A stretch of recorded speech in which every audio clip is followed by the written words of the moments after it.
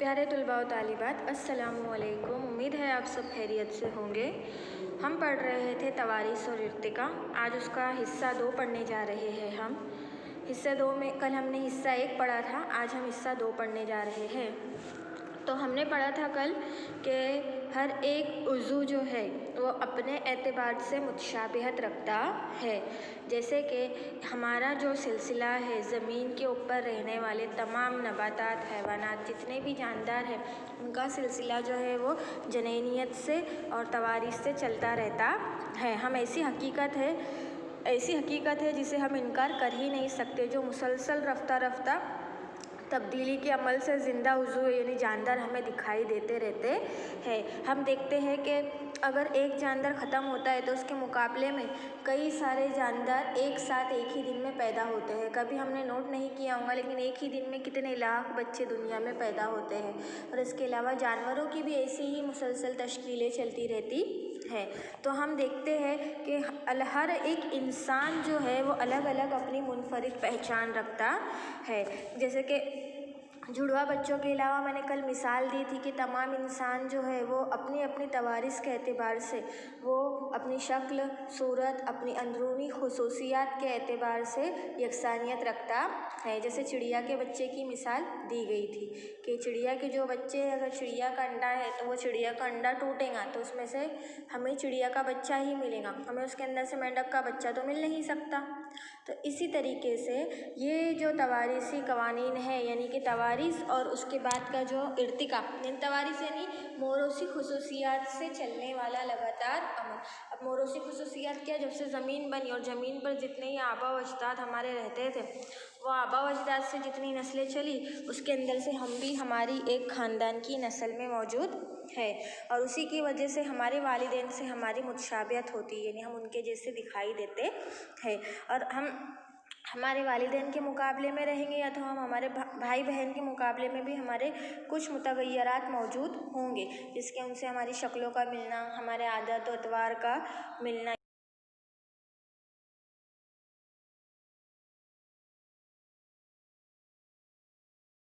से हो या फिर कोई भी एतबार से हो। तो ये ओरिजिनल ऑफ लाइफ ऐसी हकीकत है जिसे हम इनकार नहीं कर सकते और जो मुसलसल चलने वाली हकीकत है।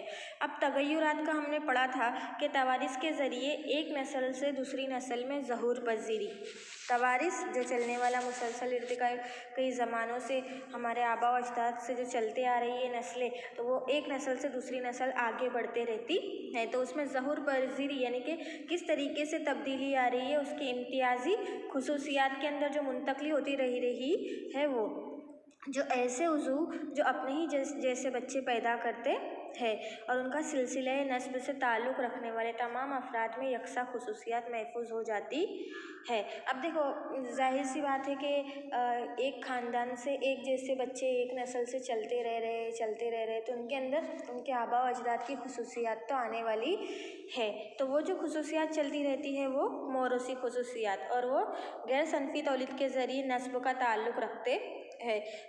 यानी जिसके अंदर हम कहेंगे कि सोच से लेकर या कुछ ऐसे काम जो ख़ानदान में यकसा तौर पर होते रहते हैं, वही चीज़ों को फॉलो करना, तो वो चीज़ जो थे वो सनफ़ी तौलीद के अंदर आ जाते हैं।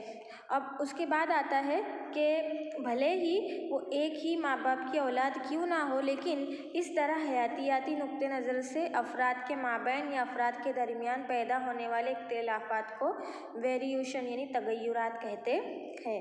तो अब देखो, अब ये मैं तवारीस की बात कर रही थी, तो तवारीस के दौरान तगय्युर की बात चल रही थी। तो उसके अंदर क्या होता है कि मुसलसल नस्ल एक जैसी चलते तो रह रही है, लेकिन एक नस्ल में कुछ चीज़ें ऐसी तब्दीली, ऐसी तगय्युरात आ रहे हैं जो माहौल के साथ उसमें आते जा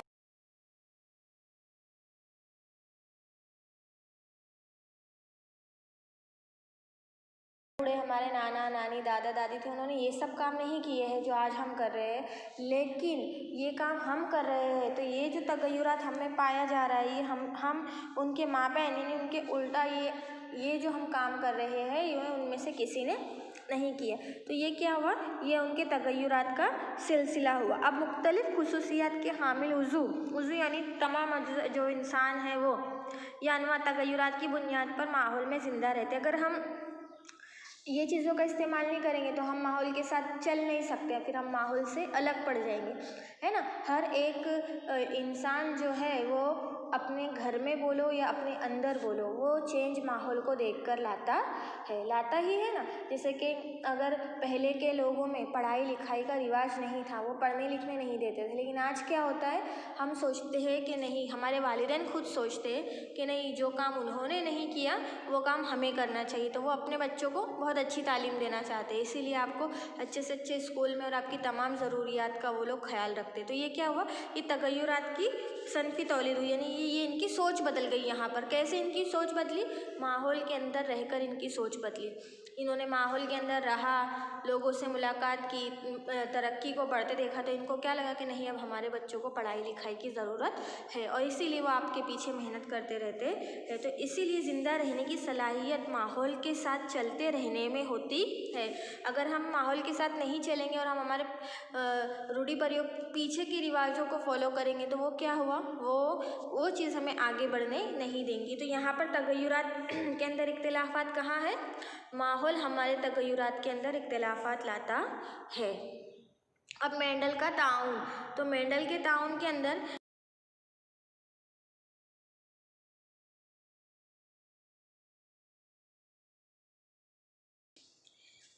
इसका नाम था ग्रेगोर जॉन मेंडल, जिसे फादर ऑफ जनेनियात यानी कि जो हमारी चलती रहती नस्ल दर नस्ल, उसके ऊपर उसने तजुर्बा किया था और उसको उसके नाम से जाना जाता है। ये ऑस्ट्रेलिया का राइब था जो मोरोसिक की तस्वुर को समझने के लिए उसने मटर के पौधों पर काम किया था। किस पर, मटर के पौधों पर, और मटर के पौधों पर काम करके उसने जदीद जनीनियात की बुनियाद रखी थी। अब जदीद जनीनियात की बुनियाद यानी उसने ऐसा बताया था कि जैसे एक मटर के पौधे के साथ अगर दूसरे आला किस्म के मटर के पौधों को उगाया जाएगा तो उससे और अच्छी फसल निकल सकती है, और उसमें तब्दीली अलग अलग तरीके से हमें दिखाई जाती है। तो उसके कानून की तसल्लुत जो है वो 3 बुनियादी कवानीन पर रखी गई थी, आज़ादाना, तकरीरी और कानून। तो देखो यहाँ पर मेंडल ने क्या किया था, मेंडल ने मटर के पौधों पर अपना तवारीसी तजुर्बा किया, और उसने अपने एक तजुर्बे में लंबे मटर और बोने यानी लंबे पौधे और बोने पौधे के दोनों के बीज लिए, और दोनों के बीज के दरमियान बार आवारी के नतीजों में नई नस्ल पैदा करने की कोशिश की, और उस नई नस्ल को पैदा करने में उसने उसको पहली नस्ल का नाम दिया। फिर उस पहली नस्ल के ज़रिए उसने दूसरी नस्ल को हासिल किया। तो उसने क्या किया, पहले लंबे पौधे लिए। अब लंबे पौधे क्या लिए, तो लंबे पौधों को नाम रखा उसने कैपिटल टी। क्या नाम रखा उसने उसका,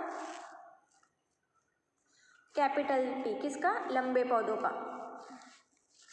और जो बोने पौधे थे तो उसका उसने नाम दिया स्मॉल टी।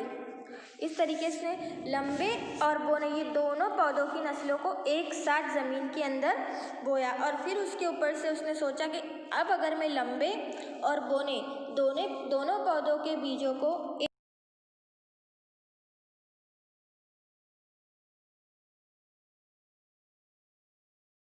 देखने के लिए उसने ये एक तजुर्बा किया था। तो उसने क्या किया, जब ये दोनों नस्ल वाले बीज को ज़मीन में बोया, जैसे यहाँ पे दिख रहा है टॉल एंड शॉर्ट, दोनों की बार आवारी की, तो बार आवारी के बाद हमें जो नतीजा मिला वो यहाँ पे देखने के लिए मिलता है कि पौधे कैसे रहे, ऑल द यानी तमाम पौधे जो थे वो यकसा निकले। मेंडल ने देखा कि लंबे और बोने दोनों पौधे, जब उसने बार आवारी की तो लंबे और बोने पौधों के ज़रिए पैदा होने वाली पहली नस्ल F1 जनरेशन में सभी मटर के पौधे जो थे वो लंबे थे, लेकिन उनमें बोनेपन की खुसूसियात भी मौजूद थी जो बज़ाहिर थी। जैसे कि यहाँ पर ये लंबे जो पौधे हैं, अब ये लंबे पौधों के अंदर उसने इसको नाम दिया F1 जनरेशन। ये F1 जनरेशन कैसे उसने नाम दिया, इसने लंबे और बोने पौधे दोनों की बार आवारी की, और बार आवारी के दरमियान जब उसने उसका तज्जिया करके देखा तो उसके अंदर तमाम पौधे यकसा तो थे, लंबे ही थे, लेकिन उसमें कुछ बोने पौधों की खुसूसियात भी शामिल थी, इसलिए इसने इसका नाम F1 जनरेशन रखा। तो अब ये मौजूद थी। अब पहली नस्ल जो F1 जनरेशन, उसने यहाँ पर उसका जो नतीजा निकला F1 जनरेशन का, तो ये F1 जनरेशन जो उसकी पहली नस्ल थी उसके दरमियान उसने ज़ेरगी के नतीजे में पैदा होने वाली दूसरे F2 जनरेशन के आधे पौधों में लंबे और बौने पौधों की इलाहदगी की। अब यही पौधों के अंदर उसने क्या किया, एक पौधा जो यहाँ पर हम देखेंगे, यहाँ पे उसने बोना और लंबा दोनों पौधों को एक साथ उगाया। अब इसने क्या किया, एक ही पौधे के अंदर, यानी एक पौधे के अंदर उसने बोना भी और लंबे भी, इस तरीके से मिलाकर उसने बारहवरी की। तो जब बारहवरी की यानी एक ही पौधे में बोना भी और लंबा भी, जिसे कैपिटल टी और स्मॉल टी से